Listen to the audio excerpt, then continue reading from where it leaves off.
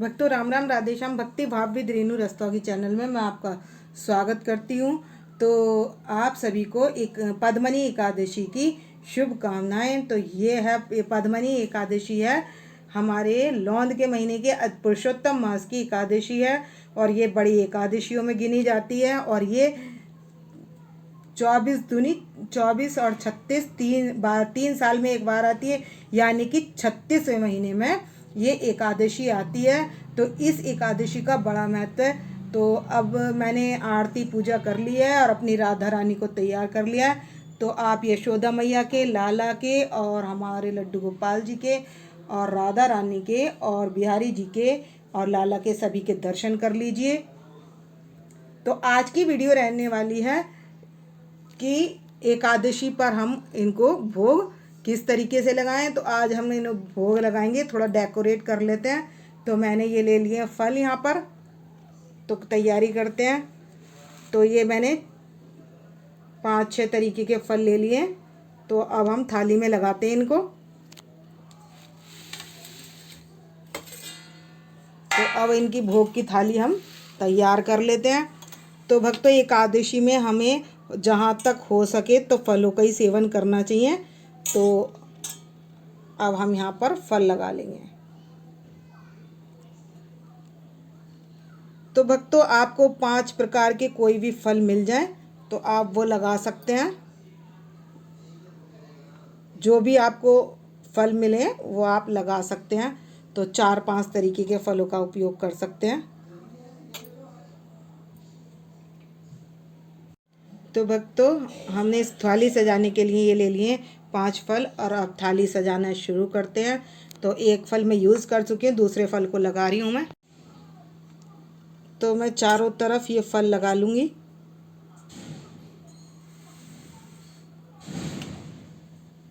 इस तरीके से।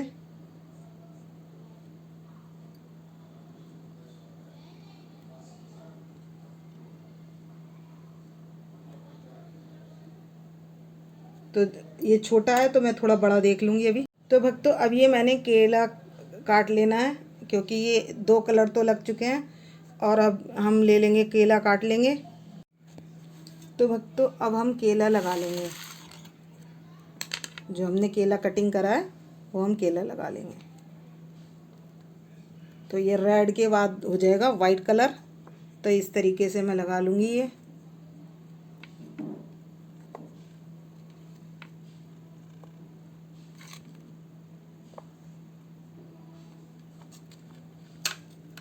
तो इस तरीके से मैं इसका राउंड पूरा कर लूँगी। तो मैंने तीसरा राउंड पूरा कर लिया। तो मैं ये सेब को ना बारीक बारीक काट लूँगी।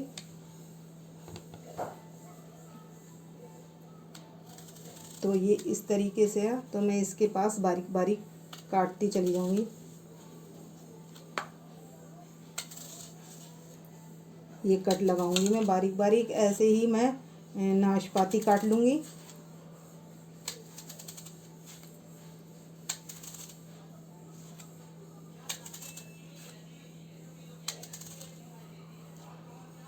तो जब ये पूरा कट जाएगा तो ये अपने आप इसमें से निकल जाएंगी। हाँ,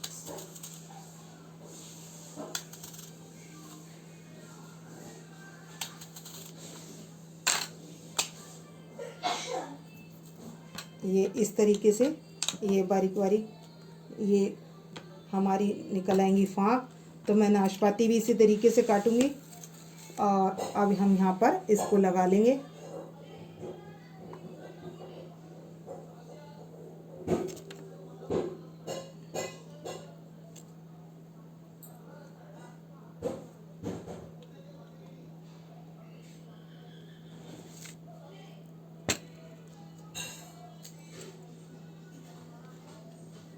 तो अब मैं इसमें ऐसा करूँगी कि एक साइड नाशपाती लगा दूँगी और एक साइड लगा दूँगी सेब।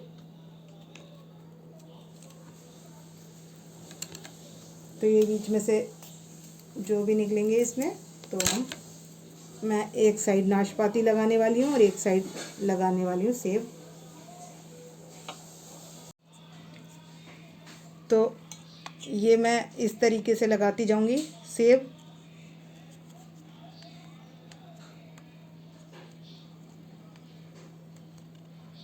तो आधी साइड में सेब लगाऊंगी और आधी साइड में बब्बू गोशे लगाऊंगी।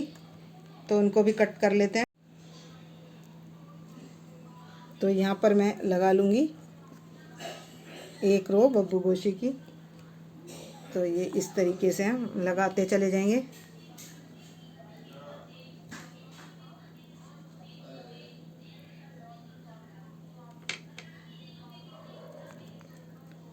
तो ये इस तरीके से हम लगाकर पूरी ले आएंगे।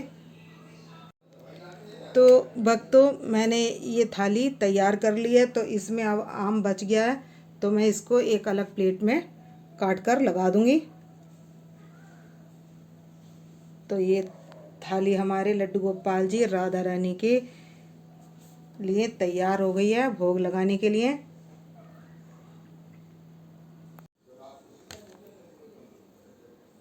तो अब हम आम कट कर लेंगे और आम की मैं लंबी लंबी फाँक रखूँगी। तो इस तरीके से मैं आम की लंबी लंबी फाँक रख लूँगी। ये मैंने कट लगा लिया है आम में। तो वो मैं इसमें लगाऊंगी, इस वाली बाउल में लगाऊंगी। तो लगा कर दिखाते हैं।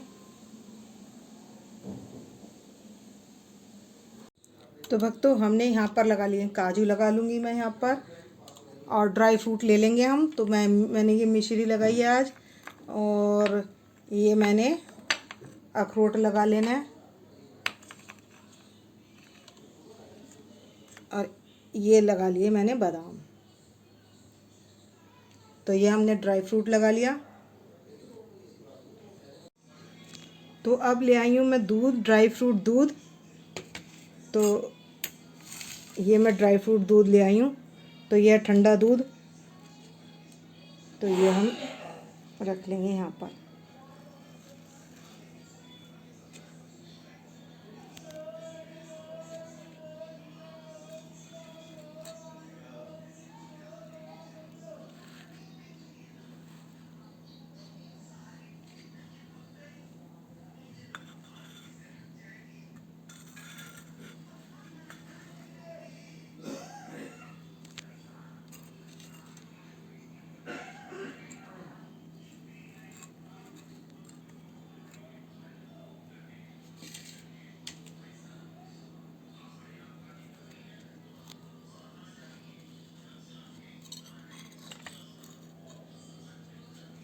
तो अब ये मैंने ड्राई फ्रूट दूध इनके पास रख दिया है, और अब ये लगा लेंगे भोग।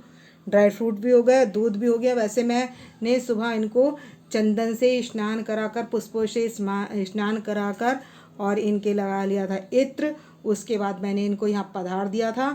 तो अब इनके सबसे पहले मैं इनको माला पहनाऊंगी। आरती मैं कर चुकी हूँ, और इनको दूध वगैरह भी मैं पिला चुकी थी। और अब ये मैं लगा रही हूँ इनका दोपहर का भोग। तो अब ये लड्डू गोपाल जी दोपहर का भोग लगाने जा रहे हैं। तो अब सबसे पहले मैं इनको माला पहनाऊंगी, और इसमें डालूंगी सब में तुलसी पत्र। तो भक्तों, मैंने तीनों को फूल माला पहना दी है, और इनकी बांसुरी हटा देंगे। जिसकी बांसुरी होगी लड्डू गोपाल जी के पास, तो हम उनकी मैं बांसुरी हटा दूंगी, क्योंकि हम लगाने जा रहे हैं भोग। और अब ये राधा रानी है, तो ये वाइट पुष्प के ऊपर रेड पुष्प रखकर इनके पास यहाँ पर इनको ये फूल रख देंगे। और हमारे छोटे लड्डू गोपाल जी ने माला नहीं पहनी है, तो इनके पास हम फूल रख देंगे।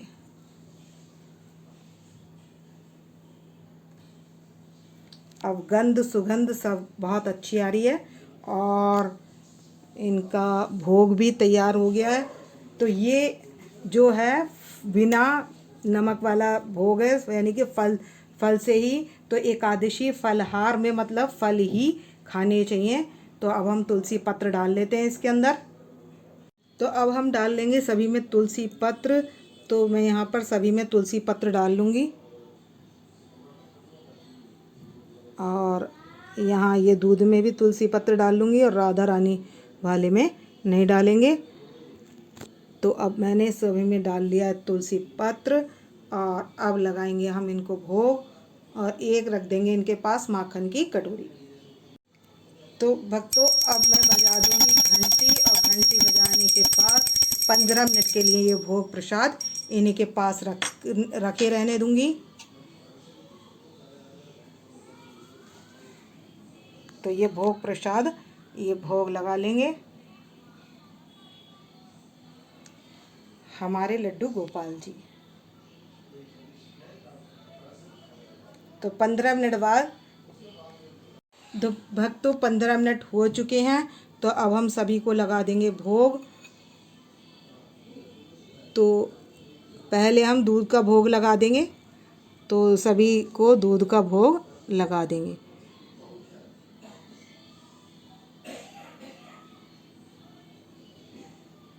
और हमें 10-10 बारी लगाना है। तो मैं सभी फ्रूट्स का भी भोग लगा दूंगी इनको।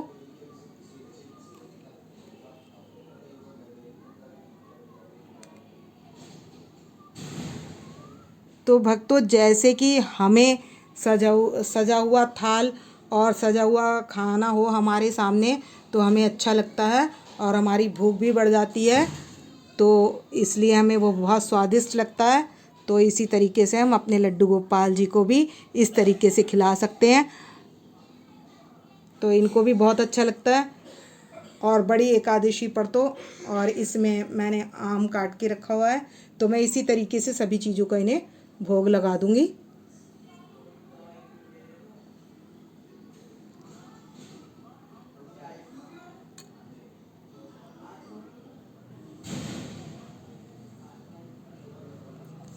और अब इनके पास में अब जैसे मैंने 4-5 फल ये काट लिए हैं, उसके बाद भी ये हमारे बाल स्वरूप में है। तो जैसे बच्चों को भूख लग जाती है तो हम इनके पास फल भी रख देंगे।